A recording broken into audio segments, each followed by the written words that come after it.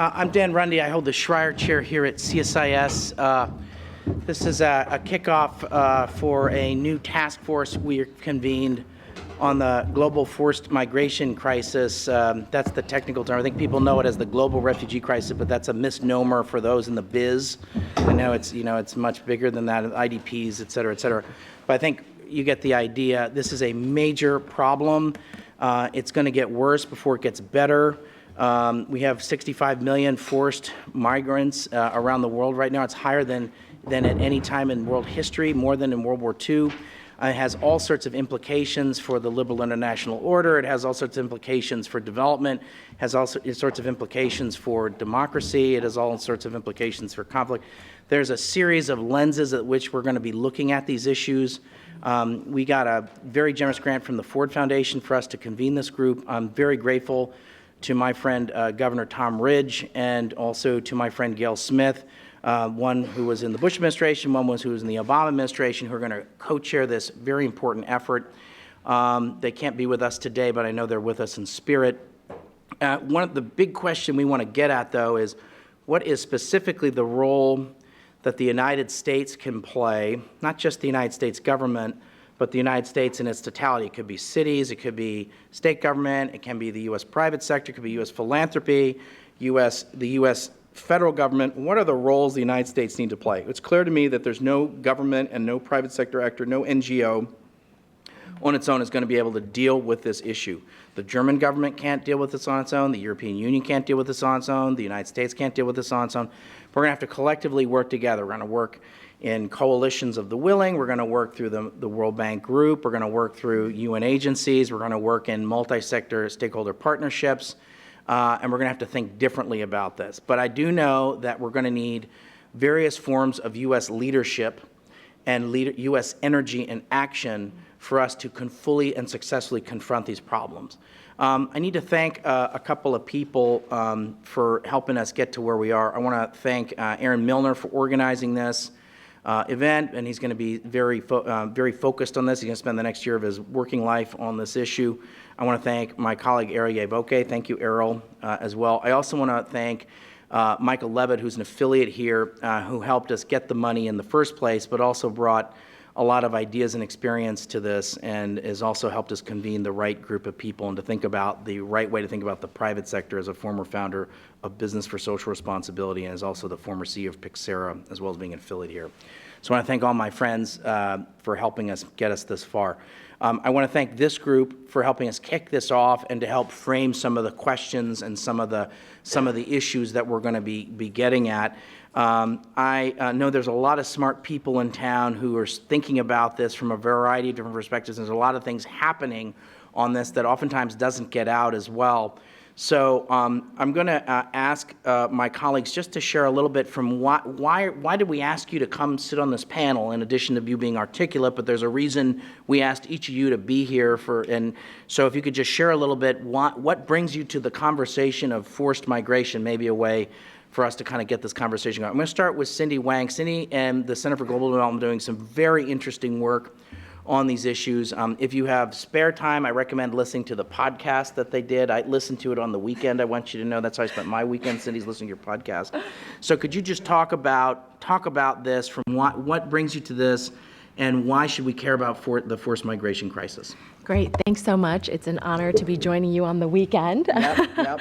I've conveniently brought copies of the executive summary of the report we just came out with, which is, I think, why I'm here today. So in April, CGD with the International Rescue Committee launched a report that was focused on what we consider to be the game-changing entrance of development actors like the World Bank to help address the global forced migration crisis. And so I know many of you are familiar with the statistics, but I always like to remind myself that more than 50% of the refugees and more than 50% of IDPs are displaced for protracted periods of time. So that's 5 years in the case of refugees and 3 years in the case of IDPs. Once you're displaced for a protracted period, your average length of displacement is 20 years. And so ultimately, a lot of the solutions that we have to bring to the table have to be ones that bridge the humanitarian development divide and the entrance of the World Bank with billions of dollars in new resources is critical, not only because we need greater financing, but in particular because we need to engage on some of these longer-term policy issues. How can we meet the needs of both refugees and host communities? Because there are examples where sometimes host communities actually have lower human development outcomes than the refugees themselves, and that creates a potentially explosive political and social dynamic. And so I'm really interested in how we can help address these longer term problems. How can we, in terms of U.S. leadership, we were just talking about, how can we make sure that we're really present? The U.S. was a critical part of setting up these mechanisms with the World Bank. The EU is also getting into the game with development resources.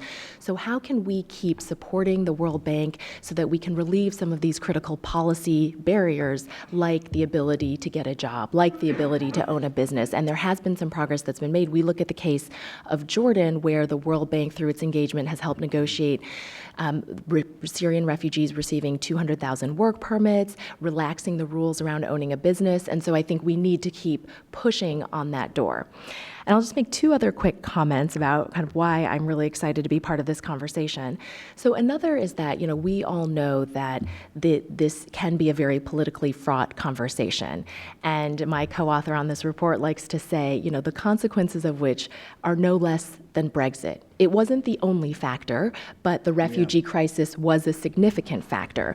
So looking at that, what are ways that we can address this problem and bring tools to the table so that we can be more and more evidence-based? And I am a technocrat, but I don't say that only as a technocrat, but because we all agree that we need to find solutions, and without more evidence-based tools, we won't get there. And so we've put out proposals to, for example, create a data and evidence alliance to help determine shared outcomes and to create a refugee policy index so we really know which countries are where and the areas that are really ripe for improvement and progress. And then the final note, I do think this evidence piece is quite important, also because we're seeing a lot of what I call vexing rhetoric around what solutions will be most impactful. So we have seen increasing rhetoric, especially in the EU countries, that investing in development in countries of origin will stop the flow of migrants. And there's very rigorous evidence, including some produced by the Center for Global Development, another fellow, Michael Clemens, that migration actually increases until per capita income is around 7,000 to 9,000 per person. And that's because people not only have more resources to travel, but also because they have the networks and information to try to make the trip. At the same time, we know there is evidence that many refugees want to stay close to home, whether it's for language reasons or they hope to return in certain circumstances. And so we also need more evidence around what are the different dynamics for different displaced populations so that we can determine kind of what solutions are most applicable and how best to use valuable public resources. Thanks so much. Okay, so Cindy, just so you're telling me that if we spend more aid dollars, it's not necessarily going to mean there's going to be less forced migration. Is that what I was hoping for better news.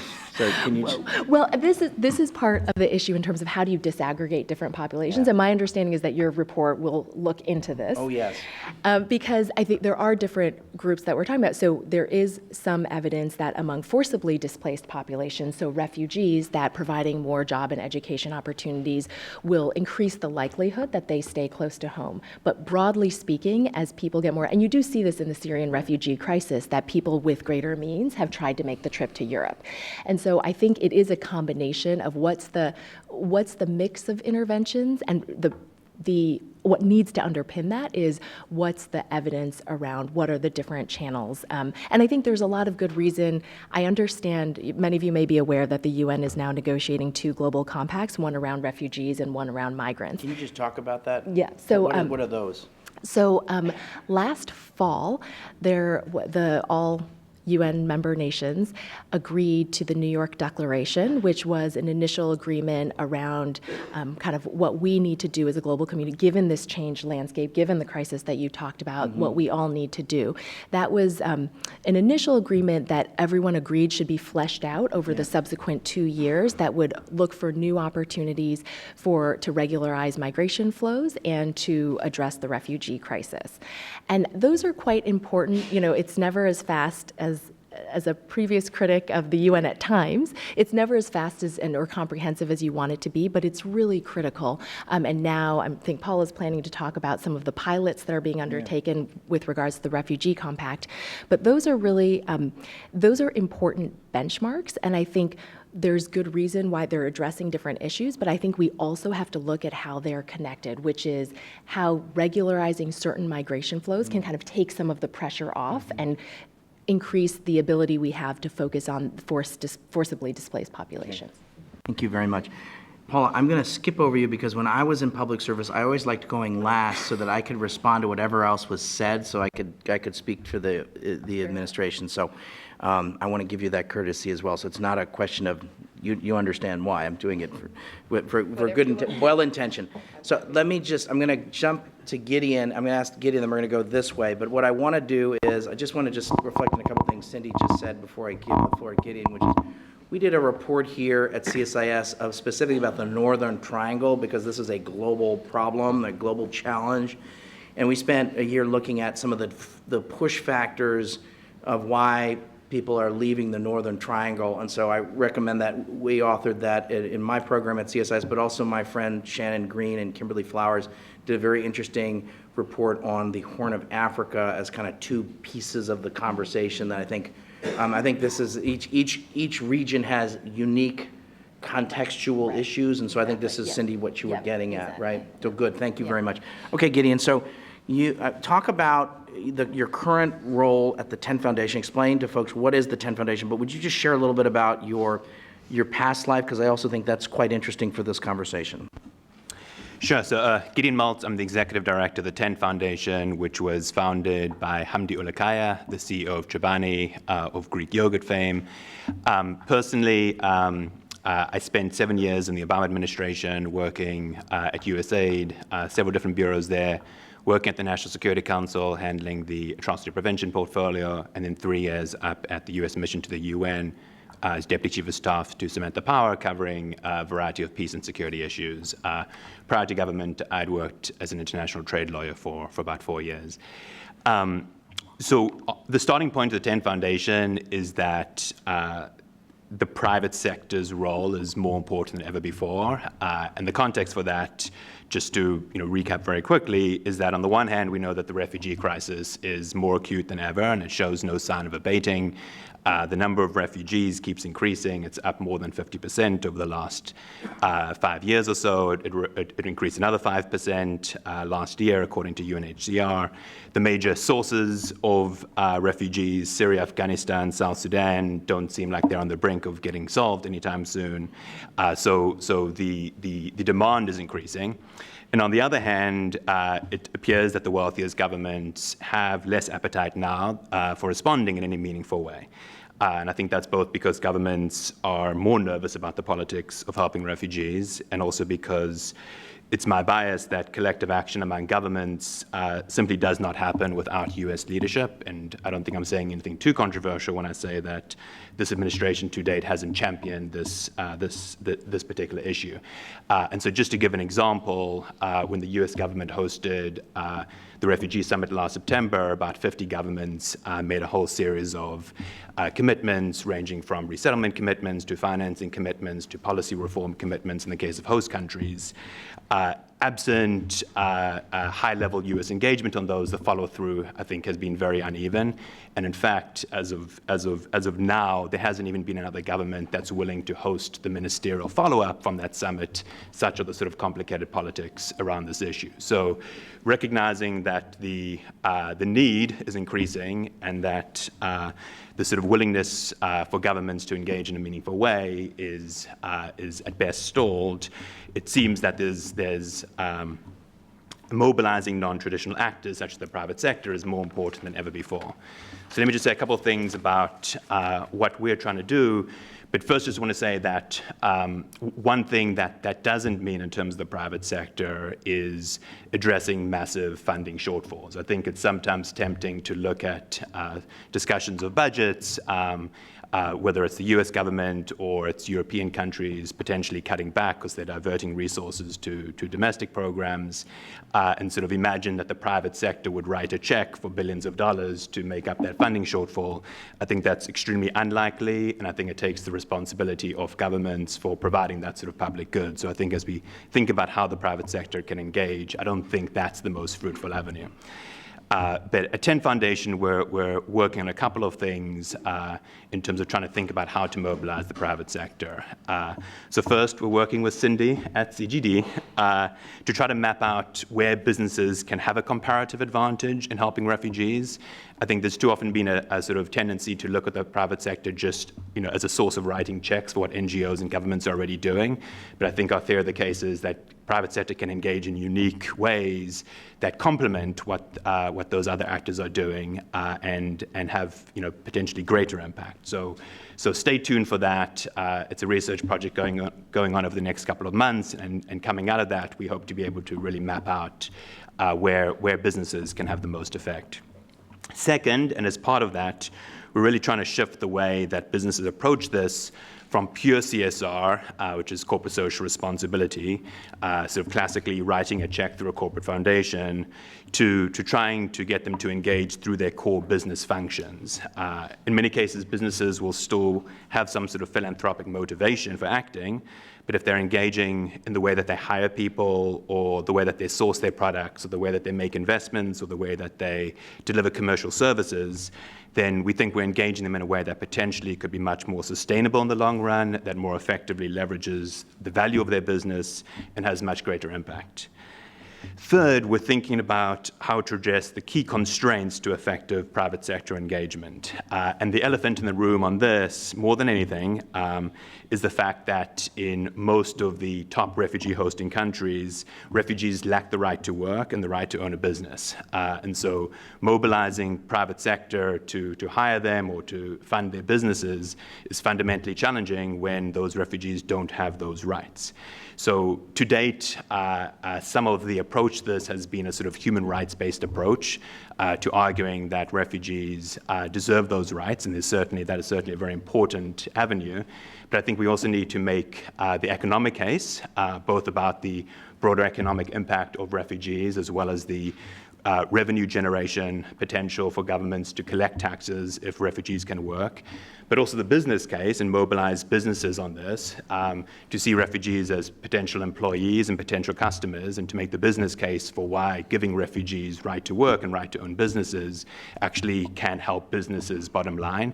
And I think we'd like to figure out ways to mobilize businesses on that. And just one point to close on this, Dan, we had talked earlier about sort of potential indexes on refugee issues. We think one index that would be particularly useful is an index on the right to work and right to own a business, which could really could be along the model of what the State Department does on trafficking in persons, which would tier countries according to the sort of right to work, and that would, I think, in and of itself, producing that and collecting that information would, I think, have a sort of strong advocacy effect. So I'll stop there. I think that's a heck of a good idea. Someone ought to just do that. I mean, that kind of information's not that hard to get together, and that wouldn't be like a tremendously huge lift. A lot of that's probably off the shelf, or with a couple of phone calls every year kind of a thing. So that's actually a good exercise someone ought to do. Could be us. If someone else is doing that, it's great. We got to figure out who's doing that and just do it. Can I just run this very quickly? Which is part of it's the information, and an NGO could do that, but I think there's particular value in someone like the State Department doing that, because it has a credibility that's unique, and the process of having the U.S. government or other actors like the World Bank engage governments to collect that information sends a message to governments that an NGO doesn't.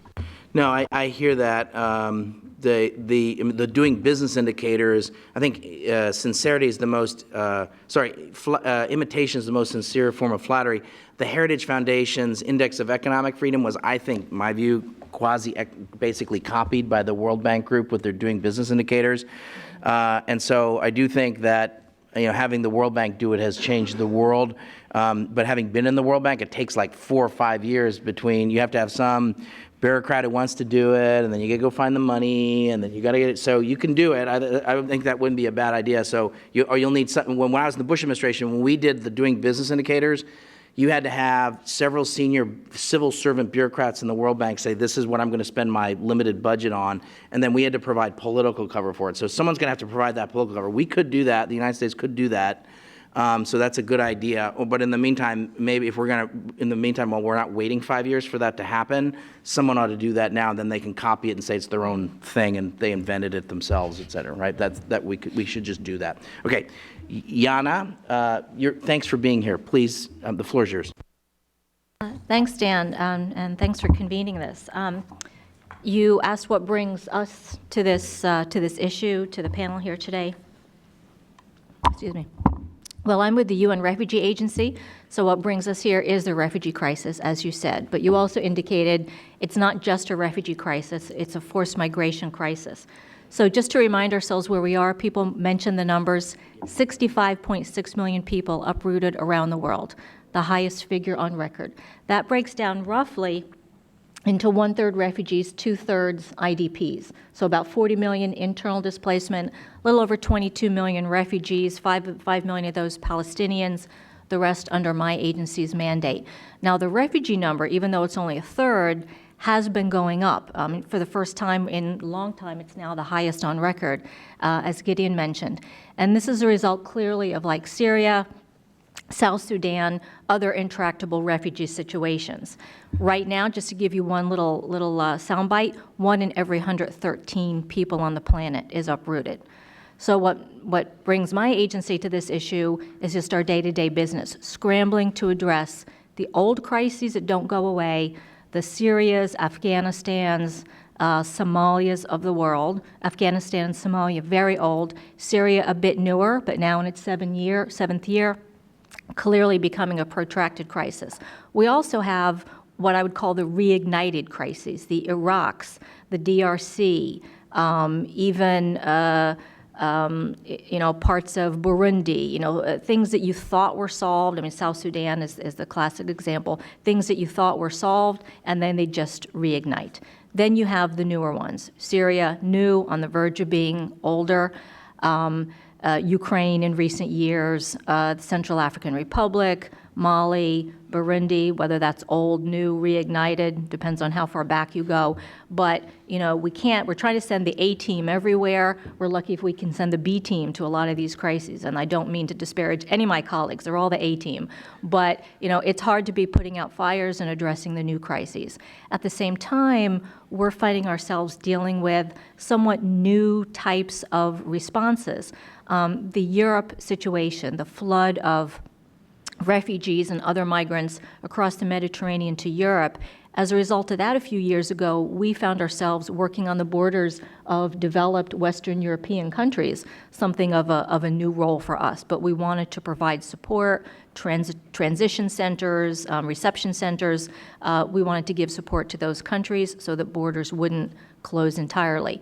You also mentioned the Northern Triangle of Central America, a very keen area of focus and interest for us. We're trying to maintain attention, make sure people realize that even though it's what we call a mixed migration, where refugees and economic migrants take the same route, just like they do across the Mediterranean and elsewhere, it still is in large part a refugee flow, people fleeing persecution. Of course, it's gang violence and forced conscription, so it's not necessarily some of the classic types of refugee persecution. So bringing awareness to that.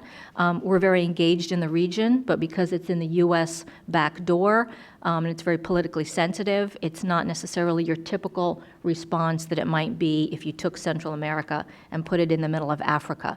So new, old, reignited displacement we're dealing with. At the same time, what gives us hope and what really energizes us, at least me, is what's already been mentioned by some of the other panelists, which is just this new way, this new approach that's been developing slowly in recent years to try to come up finally with some different solutions. And you have 3 what's called durable solutions: refugees going home voluntarily, refugees getting permanent integration into their host countries, which rarely happens, and even voluntary return has been at the lowest level since the 80s recently. Then you have resettlement, which is a great solution, but it's available for a tiny, tiny fraction of the world's refugees.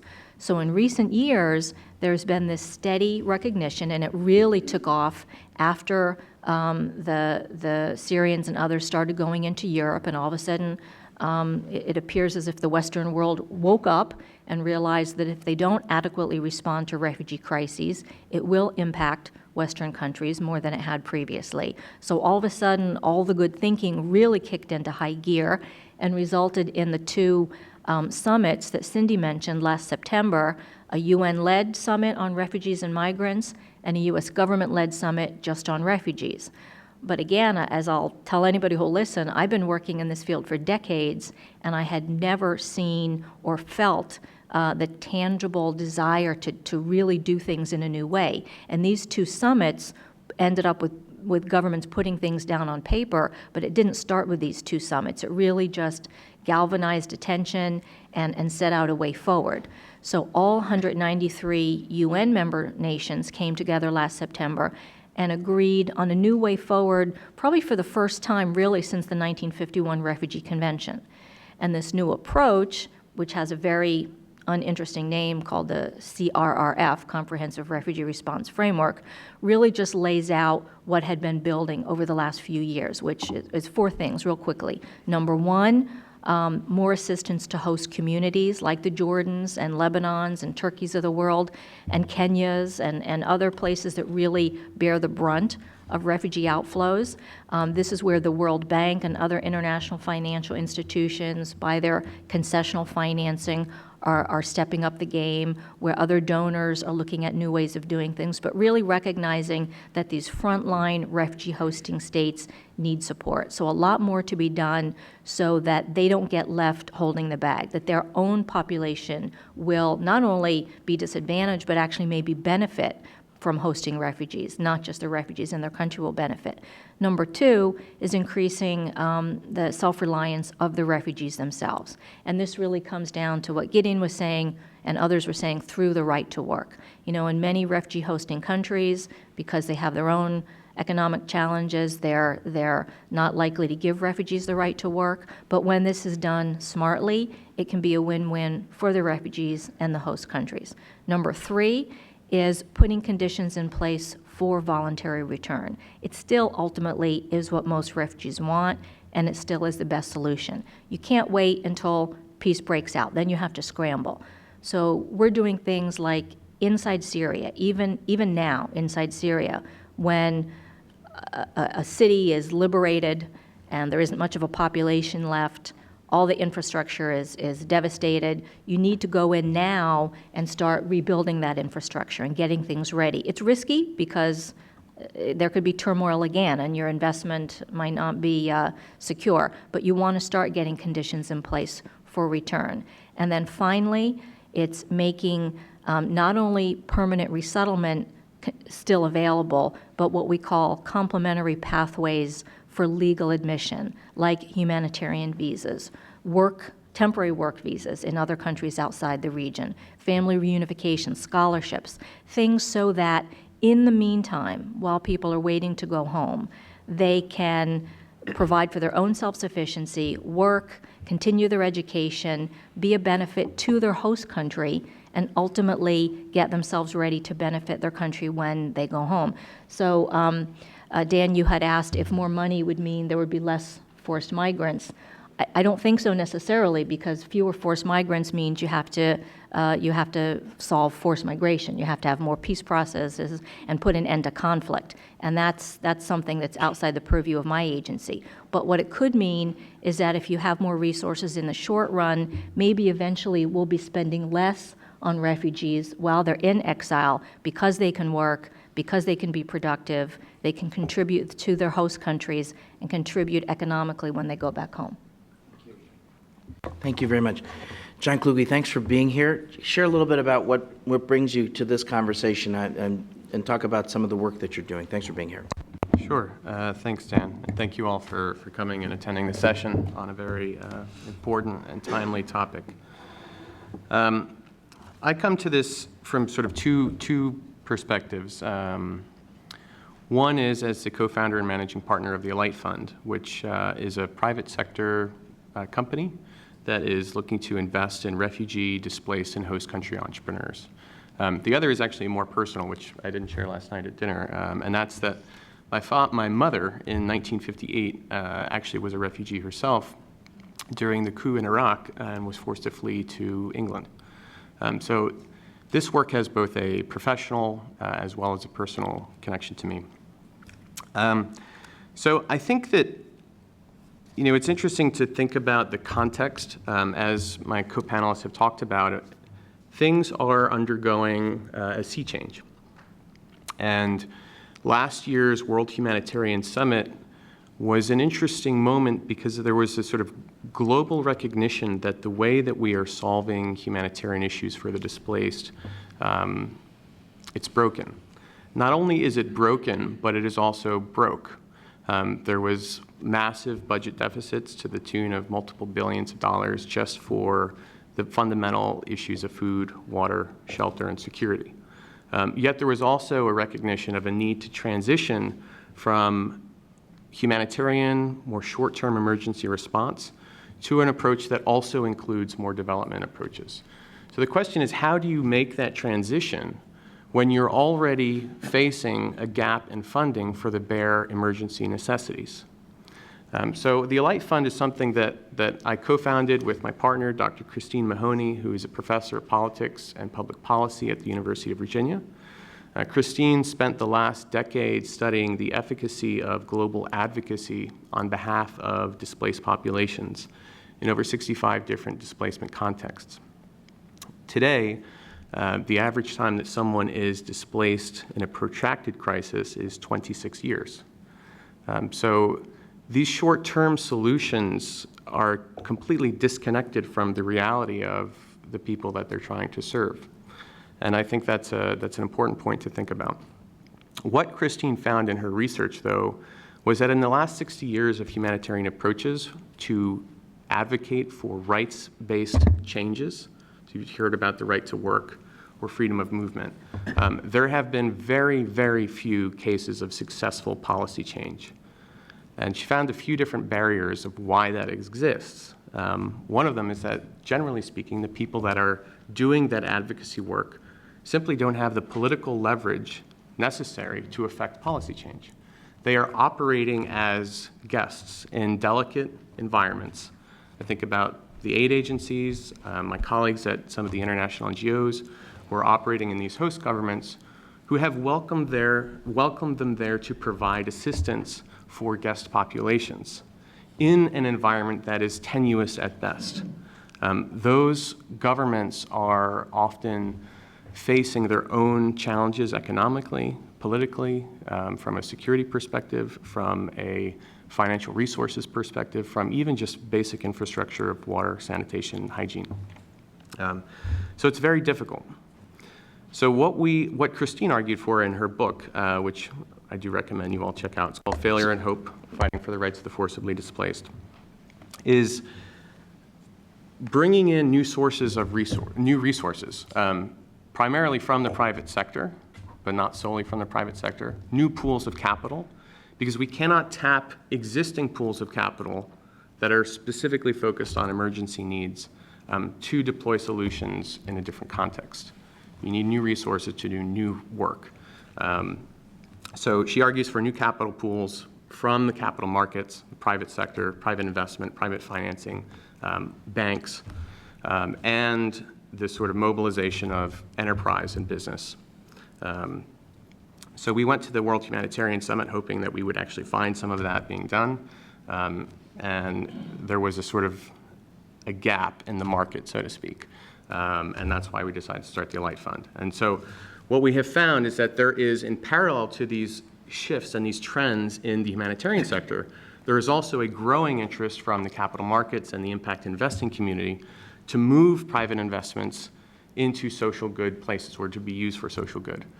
There are over $61 trillion representative in the signers of the UN's Principles of Responsible Investing, and that capital represents a very broad spectrum of money. From that is sort of purely seeking profit and reduced risk, to those that are seeking risk return and impact. So I think that the challenge that we have faced in the last 12 months of looking at this space is the sort of reality that is the divide between the desire of new capital resources to get into the humanitarian space and the readiness of the products or opportunities for that investment in countries that are hosting large displaced populations. So what does that mean? So if you are an investor and you have a certain return expectation and you are looking for a 12% return, which is above market rate, how do you actually get that return in this context in very risky environments? So we have found that there is a need to help structure, source, vet, and package deals to de-risk some of these opportunities, whether they're in Jordan or northern Iraq or places like Uganda, and support that capital making its transition into these markets.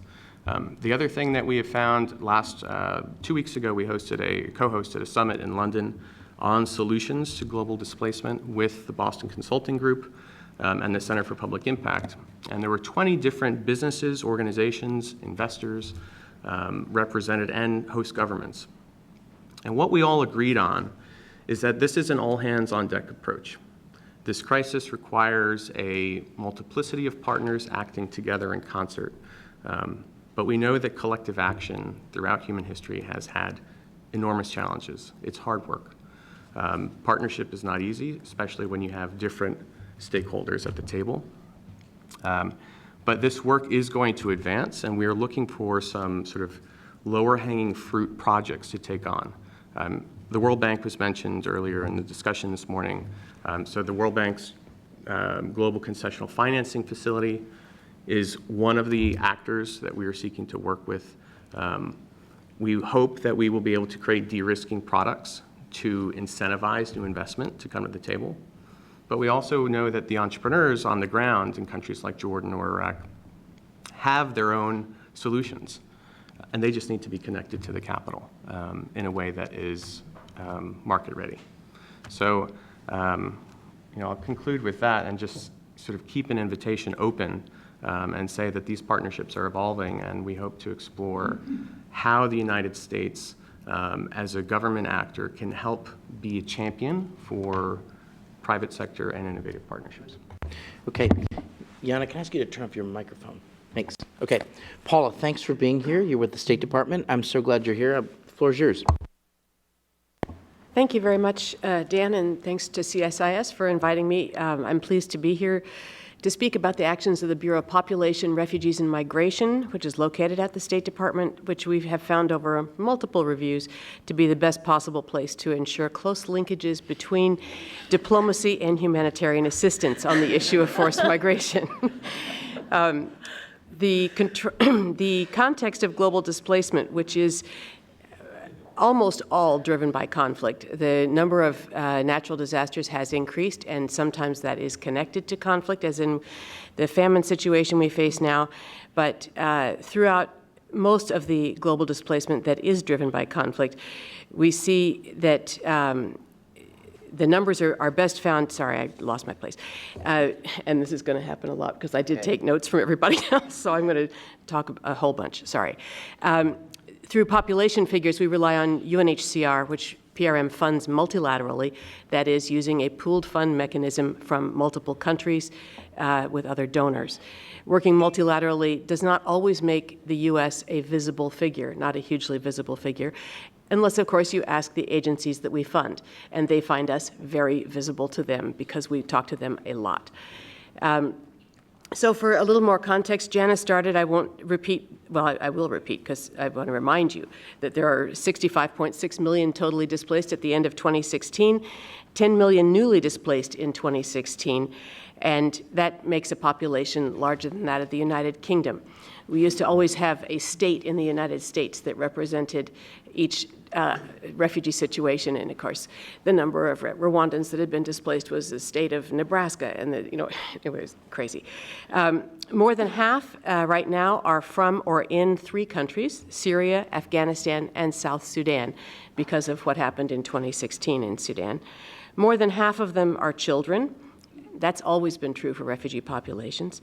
The top hosts are Turkey, with 3 million, mostly Syrians, but a lot of other nationalities as well. Pakistan, with 1.4 million Afghans. Lebanon, with 1 million Syrians. And then I will also cite Uganda because it has the largest population of South Sudanese refugees, at very close to 1 million there as well. At the same time, solutions, as everybody has said, are much harder. Conflicts are festering. They're not getting resolved. More than, and this is a different statistic than was cited earlier, I have more than 80% of refugees have been in place for more than 5 years. And in terms of returns, 10 years ago, we had 1 million refugees returning. Last year, in 2016, we had 552,000. But that was double what was able to return in 2015. So the numbers are not big. They're not even a statistically significant number at this point. And that is, that's what's driving some of the events that people have been talking about today. And I actually find a lot of optimism in what's out there and what's going on.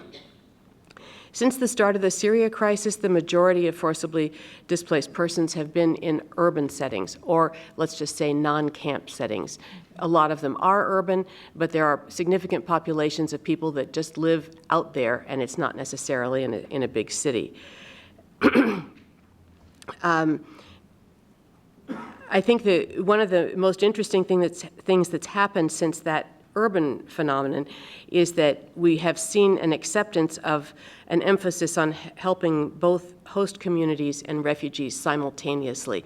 We used to talk about relief to development. Now we're talking about relief and development, and the coherence that you have to have between relief and development programming.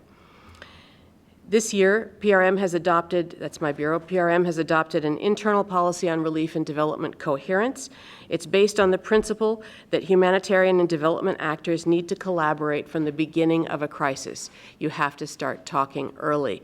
Part of this is because the time frames involved in humanitarian and development are so very different. Development programs generally take a pretty long time to be planned, to assess what the situation is, and to figure out what the plan is going forward. Humanitarians are expected to bounce into action immediately and get out there and do something. Those two modus operandi don't work very well together if you just toss them in the same pot. You really have to learn how to speak to each other in a common language, and it is not the simplest thing in the world. I learned that in 10 years of working on foreign assistance between state and aid. Our new policy encourages PRM engagement through planning, but not funding, with development actors. And principally, we've had that engagement with the World Bank and with USAID in supporting forcibly displaced persons and their host communities simultaneously. The policy emphasizes sustainability in PRM program design. We're making progress slowly, and in creating opportunities for self-reliance. Let me just say that everything I'm talking about today is in the middle of things. It's in medias res. We're not actually done with any of this. This is not accomplishments. These are things that we have actively on our plates that we're trying to push forward. Relief and development coherence can be seen through UNHCR collaboration with the World Bank. And we've had a lot of more discussions with the World Bank than we have ever had before. The World Bank created the Global Concessional Finance Facility that you're all probably aware of now to provide concessional financing to middle-income countries with good refugee policy. That's the most important thing about it from PRM's perspective. It's very wonderful that we have concessional financing for Jordan and Lebanon so far, and that there are a number of other countries that are eligible. But the fact that it's contingent on good refugee policy is really crucial. Relief and development coherence is also seen through our own collaboration with USAID bilateral programming in Lebanon and Jordan, which has been happening for the Syrian populations for several years. And then also, it was mentioned the Leaders Summit last September, where a lot of host countries provided commitments to give work, right to work or access to education to refugees that were in their countries. This is something that's being followed up now by UNHCR in the context of the Comprehensive Refugee Response Framework, the CRRF, and we're finding that very helpful, that a lot of those commitments, which were written down and very solid and pretty amazing, I thought, that they've been picked up. The increasing role that's being played by the private sector, I think the only thing I would say there is that it's extremely difficult for the government to try to think that it's going to think ahead of the private sector. I don't think that happens very often, and so what John and Gideon are talking about today is very exciting. I think that it'll be best seen as it is seen, and we'll try to keep up with you. I don't see us trying to guide you in all of that. That seems not to happen so much. Another thing that we've been working on at PRM is cash programming. This is a very big development. It's also driven by the Middle East displacement situation. It's a policy that we've developed with our colleagues at DACA in USAID. So Food for Peace, OFTA, and PRM all have the same policy. I spoke on a panel at the Global Cash Forum, in Geneva at the end of June. And I'll just say a little bit about that, what I said before. Where cash is feasible and used appropriately, there are tons of benefits to using cash. First, to beneficiaries, second, to host communities, and third, to the humanitarian system. But there are some caveats that you have to think about as you're thinking about how to do the programming. For beneficiaries, increased use of cash gives the beneficiary the dignity of being able to choose what they want to have. That's wonderful as long as you're thinking it through a protection lens so that you know that who you're giving the cash to actually has the ability to use it. For a refugee, there are all kinds of things that are constraints to them operating in another economy. There are language constraints, there are cultural constraints, and sometimes a refugee, and don't misunderstand me, someone tweeted something about what I'm just about to say, that sometimes women, if they are newly heading households, that is, if they are widows or if they're separated from their husbands, and if they're from cultures where women don't act in the economy very much, it can be difficult for them to use cash in a constructive way without having to pay somebody else to do it for them. So you have to be careful. And the tweet that went out was that it was hard to hear the U.S. government say that women can't use cash. And I thought, well, that's not what I said. Anyway, protection.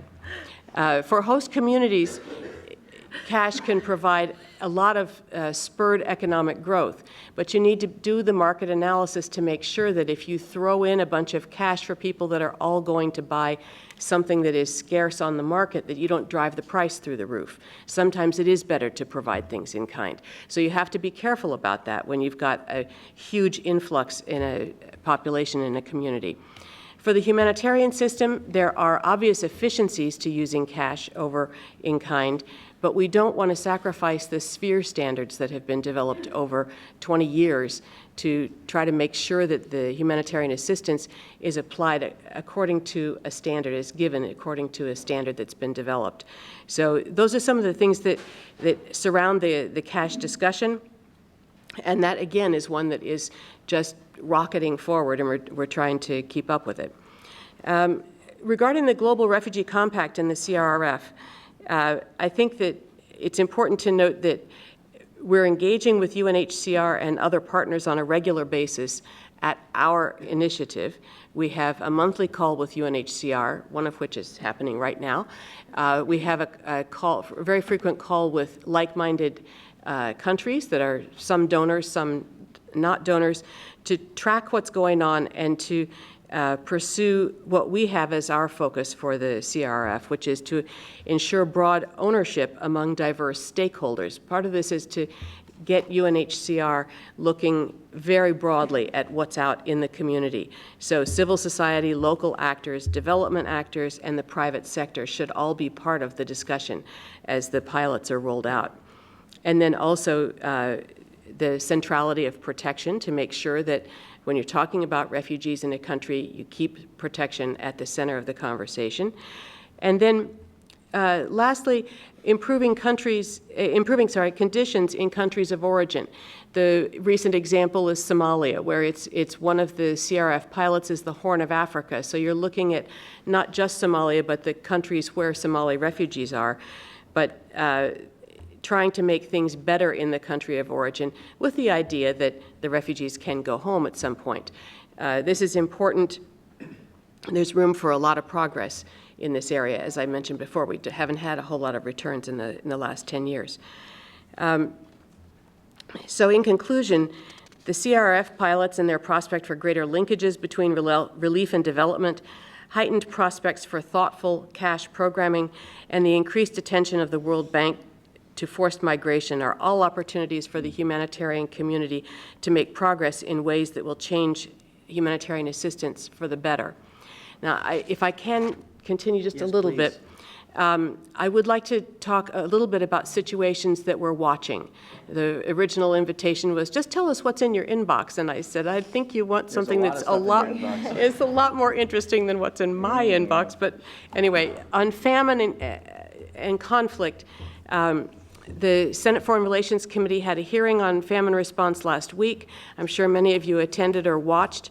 Matt Nims of Food for Peace spoke for the U.S. government. And as he said in his testimony, we can't provide a humanitarian solution to a political problem. We're working with our colleagues in the Department of State, our partners around the world, and the international community in order to press for cessation of hostilities where possible and enduring political solutions that bring conflict to an end. That is the only answer that's going to get us out of this. Conflicts have to end. Food insecurity comes from a combination of persistent conflict, severe drought, and economic instability.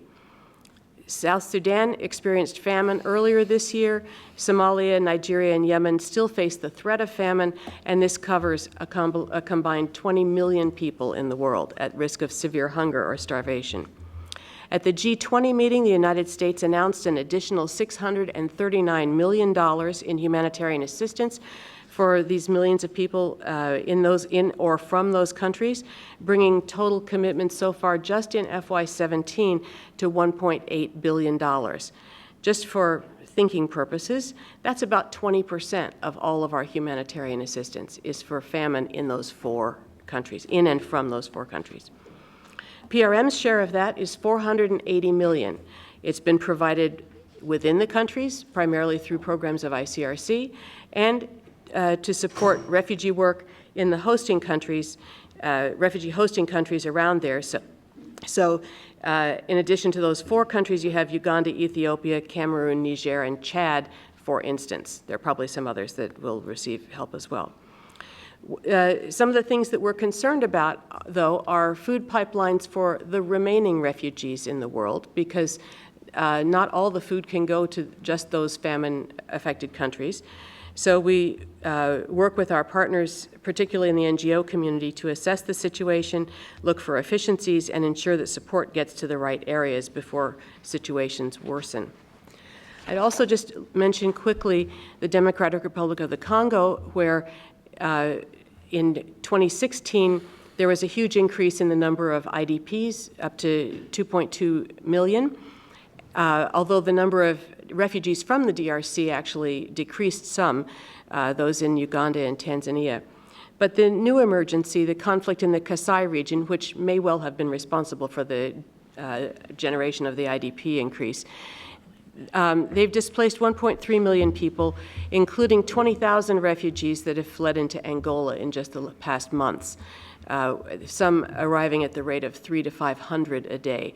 This is a conflict. This is not a natural disaster, and it's not famine. In Venezuela, we have political unrest. We're watching closely, and our partners are making contingency plans. We've seen increased outflows to Colombia, Brazil, and the Caribbean for that. I'd just close with a comment that gender-based violence, which sounds like a very narrow issue, but it's a very broad issue, is in all the situations we're watching, whether it's ongoing crises, protracted, or new emergencies.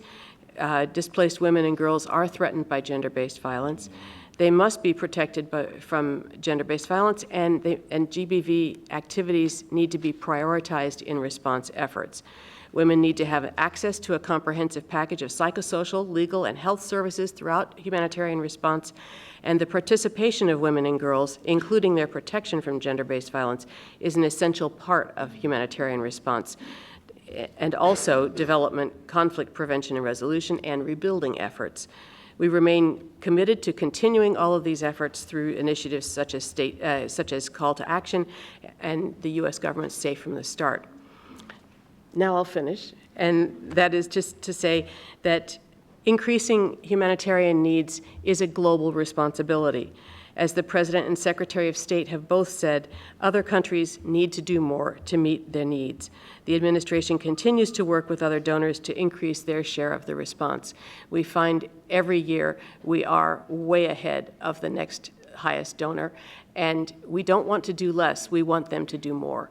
And because if you look at UNHCR's appeal, for example, last year it was funded at about 60 to 65% of what they had asked for.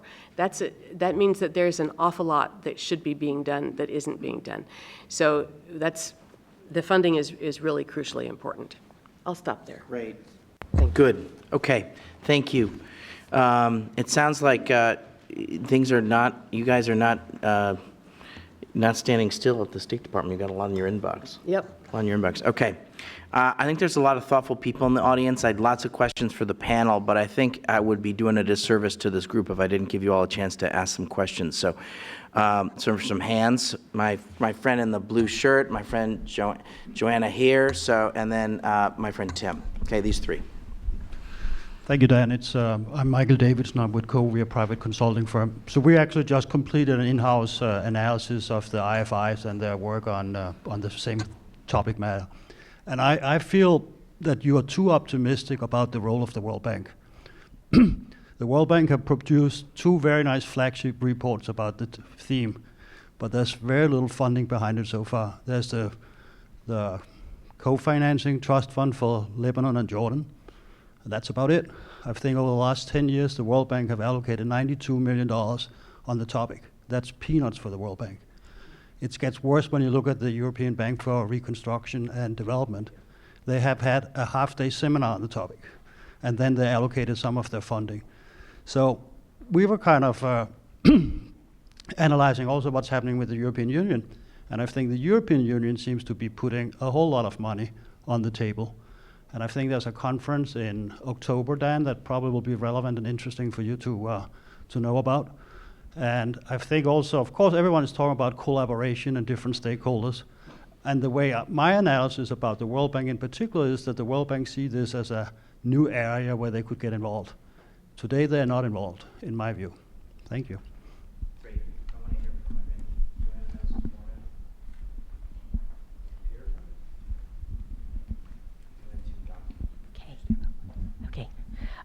Thank you very much to everybody. I have lots of old friends and new friends on the panel, but I wanted to make an observation and then ask a question. I think, Paula, the policy that you referred to of the recognition of the nexus of humanitarian and development and it becoming a policy is new, because having labored in these fields and as the historian of this field, it's taken 20 years to articulate that, and it's unfortunate that the horrors of a crisis of refugees has been the catalyst, but nevertheless, it's a positive thing. I guess my question goes to the private sector response, however, because we've always, well, first of all, we never thought about a private sector response when we created these post-conflict frameworks in these very halls of CSIS. But now that there is this post-conflict response with private sector, I still wonder, and I would love your opinion of both you and Gideon Maltz about it, the structuring of products for these very conflictive areas seems to me difficult unless you're willing to take a high degree of risk, like the Chinese, for example, in Africa, or maybe the Israelis even in parts of Africa who are doing similar types of work. So I would like to understand a little bit more about the incrementalism that's needed and a way of partnering with the ongoing public sector funds, perhaps the banks, because having also been an employee of the bank, it's going to take many years for those concessional loans to flow in spite of the good intentions. So that's really my question, but to congratulate all of you on having articulated, I think, a very clear and pragmatic approach to what is going to be an unending situation in my lifetime anyway, hopefully not in yours. Thank you. Good morning. Congratulations, Dan. Another great project you have here. Excellent panel.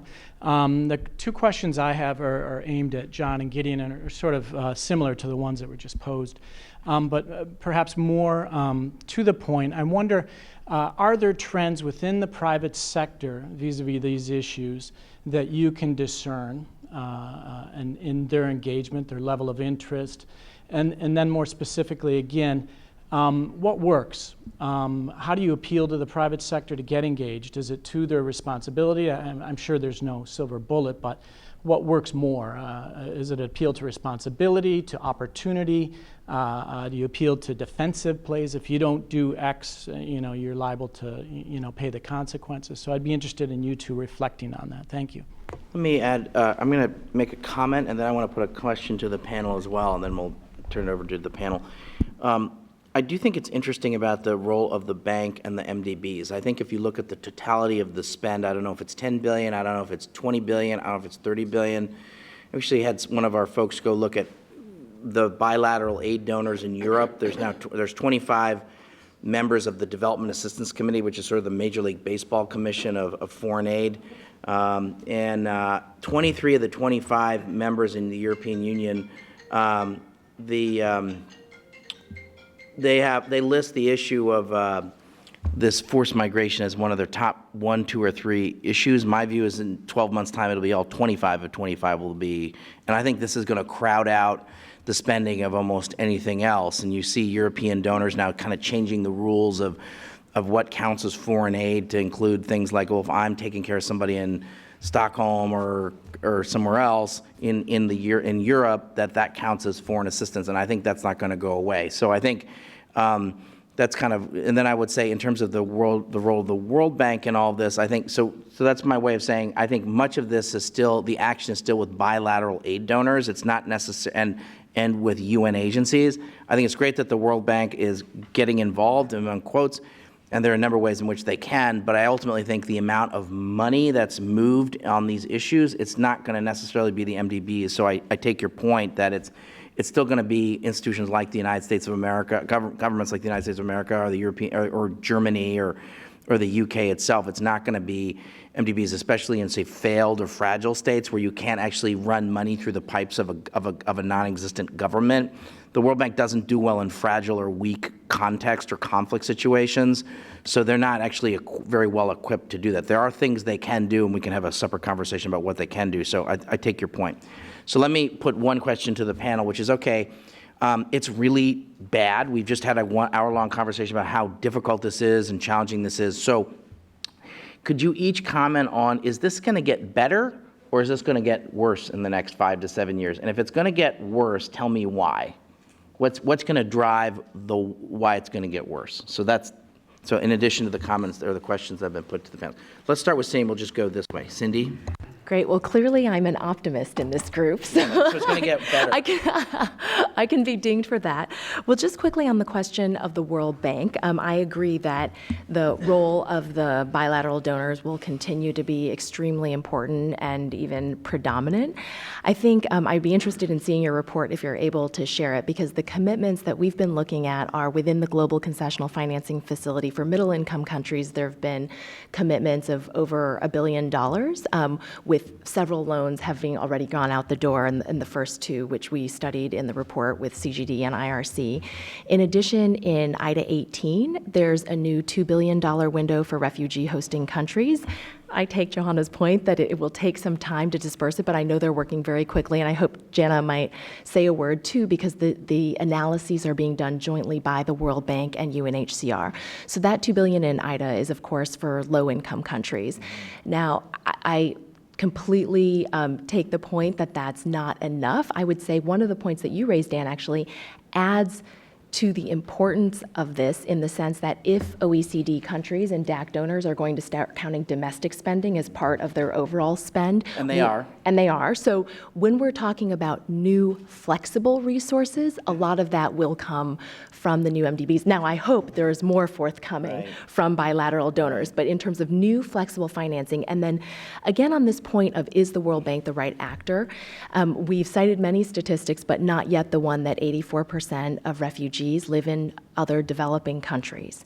And so that means while these mechanisms will not be appropriate for many countries, when you look at the largest hosting countries like the Jordans and the Lebanons and the Ugandas, you actually do see that these are countries that using the host government system to reach refugees is critical because refugees are no longer living in camps. Their majority, the vast majority are living out of camps and largely in urban settings. To reach these people, you have to use some broader systems than kind of parallel service delivery systems. And so I would say, and just one last point about why I would still defend that the World Bank's entry is game-changing, is that when we start talking about policy reforms, the natural counterpart for the World Bank are the host governments. And so when we want to start talking about changing right-to-work policies, the right to own a business, those, I think there's going to be an added value because the bank has been engaged in those economic growth discussions.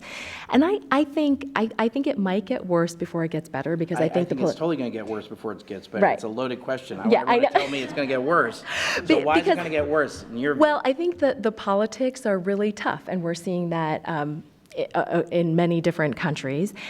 But I do think there's this point that there is a lot of movement to see how we can make sure that refugees and other displaced people can become net economic contributors. And now, while at the micro level, I understand that's a very difficult argument to make because people are looking to where there are problems and they're saying, well, there's high unemployment in my own country. But I think that there are, I think because there's an increasing recognition that people who are forcibly displaced are displaced for more than, protracted displacement are displaced for more than 20 years, people are starting to get, and government leaders are getting more pragmatic about solutions.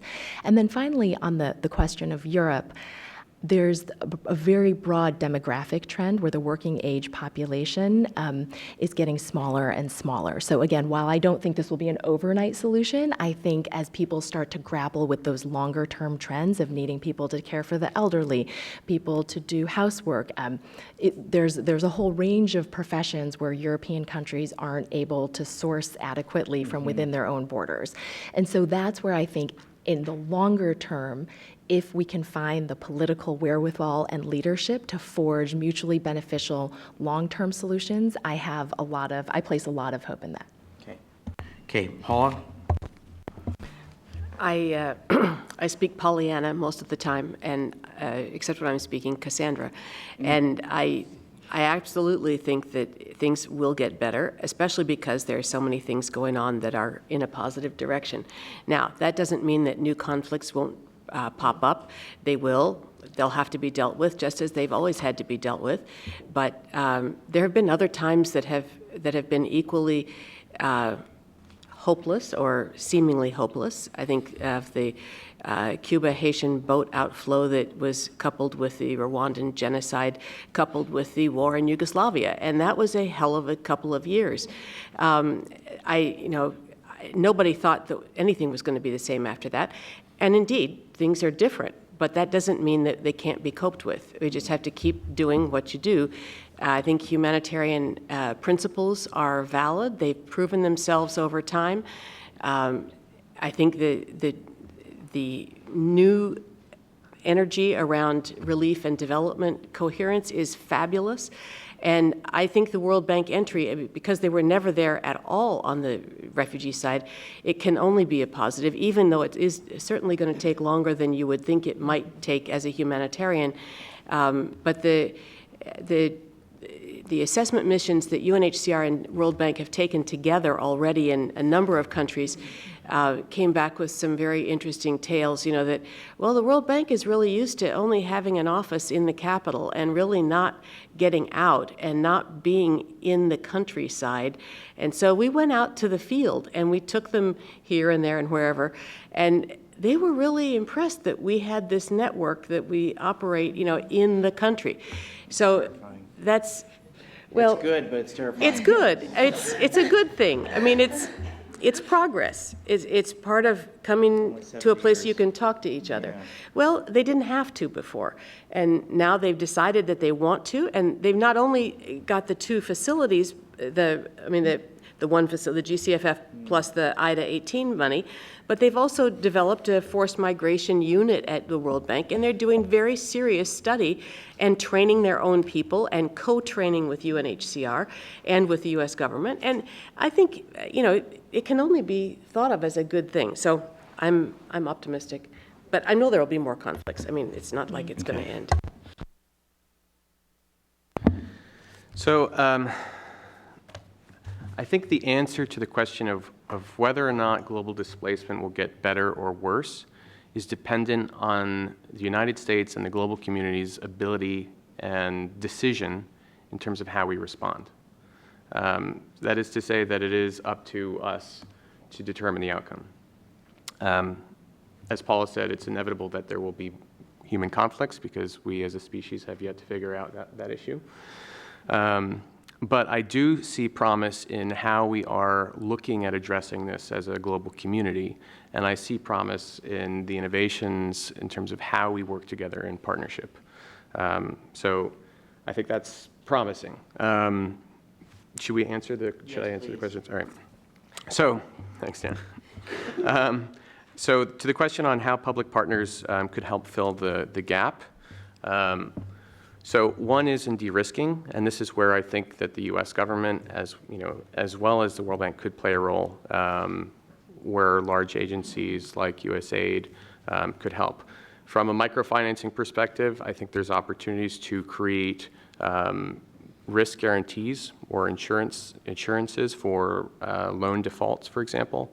One of the challenges in the microfinance space is that MFIs are concerned about lending to displaced populations. There's a perceived flight risk. There's a perception that, well, in most of these displaced contexts, it's not legally viable.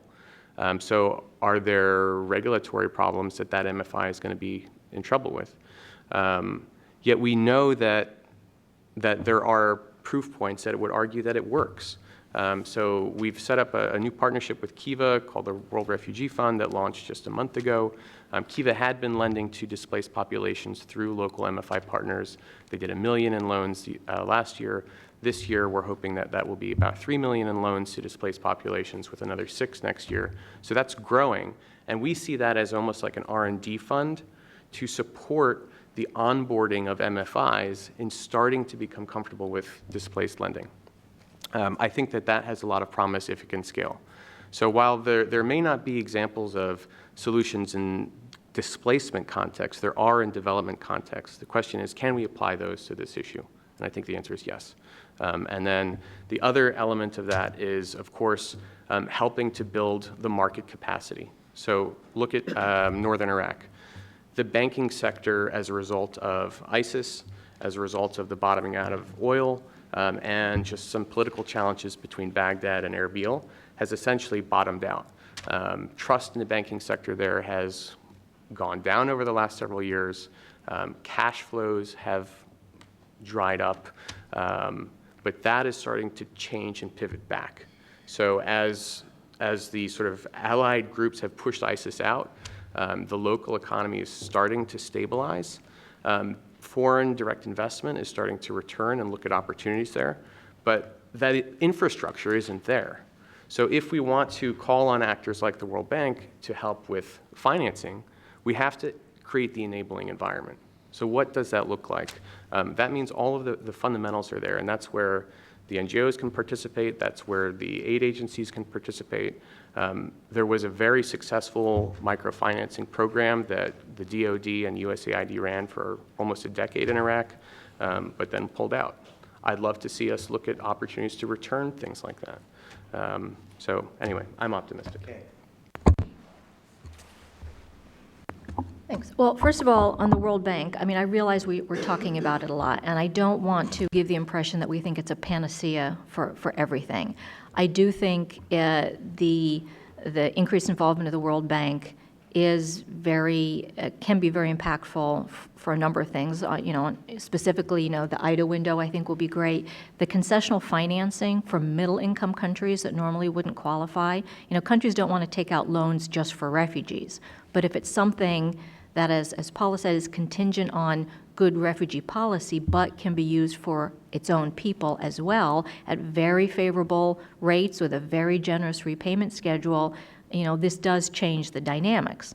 But beyond what the World Bank itself is doing, I think is what they represent and the leadership they can show in bringing in not only other IFIs, but development actors and the private sector into recognizing that we're in a new situation now. We don't just have short-term humanitarian emergencies and long-term development responses. We're in a situation where we have more and more what we call protracted emergencies, which sounds like an oxymoron, but that's what it is. It's long-term crises where violence and displacement are continuing, and the whole region, like around Syria, it has to be an emergency response simply because the numbers are continuing to go up and the needs are tremendous. So a protracted emergency response has to bring both the humanitarians and the development actors and everybody else to the table. So I think this is what's really the game changer in terms of the World Bank type responses beyond just that institution.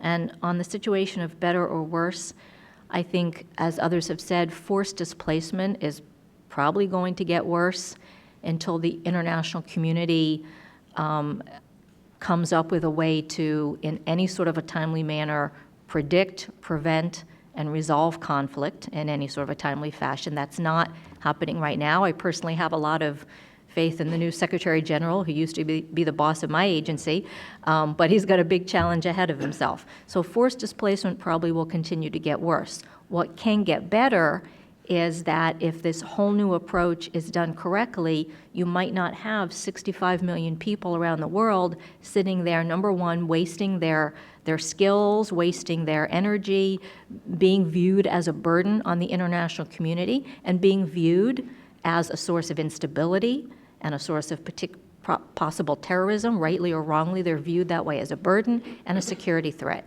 Instead, you want them to be drivers and actors in their own self-sufficiency and that of their regions and eventually their home country. A few years ago, probably 15 or more years ago, there was an NGO who had a campaign very similar along these lines called anti-warehousing. Some people in this room will remember it. And it was very similar in what it was promoting. Looking back, I think one of the reasons it didn't quite take off is because it was framed in a negative. Prevent the warehousing of refugees. They have rights. And of course, hammering some countries of the world over the head with conventions and rights is not the way to go. Now we're framing it in terms of self-sufficiency, empowerment, economic viability, and even specific things like, why should Lebanon import Sri Lankan domestic workers when you have Syrians sitting there who can do those jobs? Now, you still need a solution for Sri Lankans that need opportunities, but that's a bigger picture. So if this is done right, it can really be a game changer. Displacement probably get worse, but maybe the impact of forced migration might not be so negative. 3 points. First, Joanne, on your question about engaging the private sector in conflictive areas. I think, candidly, it's precisely because of that challenge that, as an organization, the 10 Foundation has focused more on refugee issues.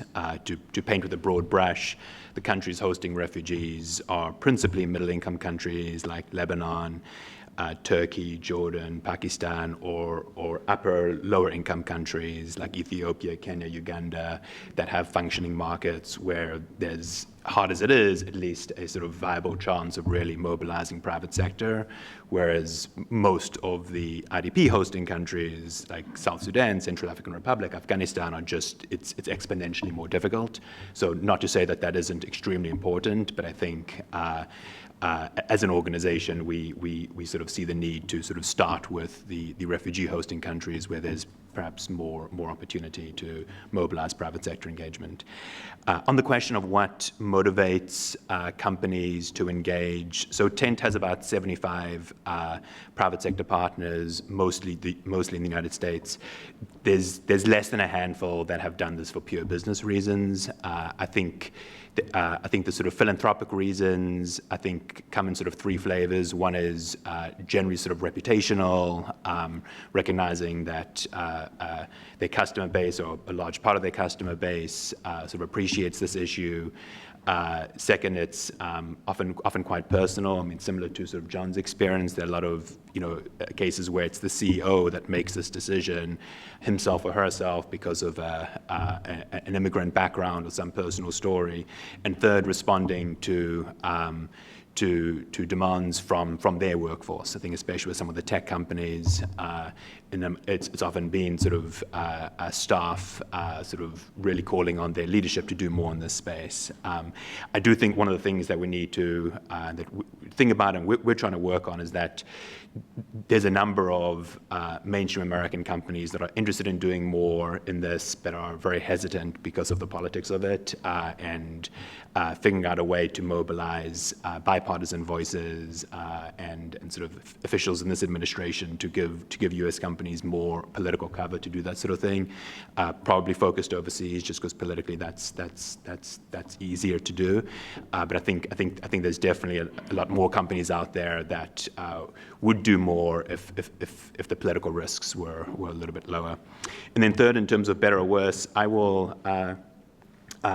take a middle ground. I think we will get better at responding to the refugee crisis, but I think the sort of risk of conflict is going to increase. I think as Europeans cannibalize their development budget to spend more on refugees at Europe and cut back on development and conflict prevention, and as the US government itself looks at reducing its spending on conflict prevention, it would be shocking and counter to everything we know if conflicts did not increase down the road as a result of that.